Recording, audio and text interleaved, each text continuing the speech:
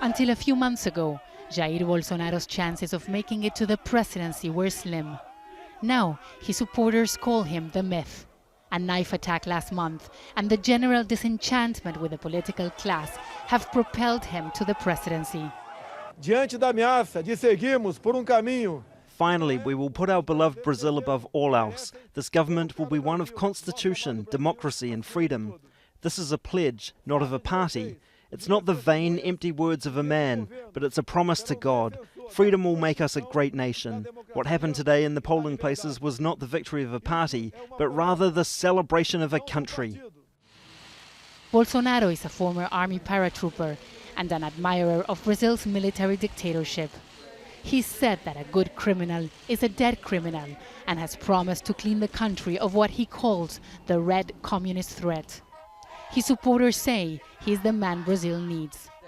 It's a person that likes the poor people. He's a very simple guy. He likes everybody. Hundreds of people have gathered outside Jair Bolsonaro's apartment. They're chanting the national anthem and celebrating. They say they want order and progress, something that's written in the Brazilian flag. But there are many who fear that Bolsonaro's election is a threat to democracy. Luis Romano told us he celebrates every election in Brazil because he was banned from voting for 27 years during Brazil's military rule. I cherish every election because it's our way of expressing ourselves, and this election is more important than ever because of what's at stake, and what's at stake is our democracy. This is the first defeat of the Workers' Party in 16 years, when former President Lula da Silva won the presidency. What we saw was an awakening of people as to what was at play in this election. We are seeing principles being put to the test. We had 2016 when President Dilma was being impeached. We had the unfair imprisonment of President Lula, the failure to follow the UN resolution. We move forward with courage to take our message to all corners of this country. Democracy is a value above all of us.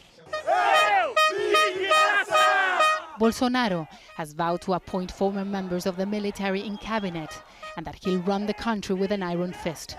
Analysts believe his election represents a challenge. Do the Brazilian institutions have the capacity to defend themselves against a challenge to the democratic way of doing things, right? And what we've seen, I think, from the TSE, the electoral courts, and some of the other instances makes me worry that perhaps not. Bolsonaro will take office in January. His job then will be to fulfill his promise to kickstart Brazil's economy and end a crime wave that has already left thousands of people dead. Teresa, Al Jazeera, Rio de Janeiro.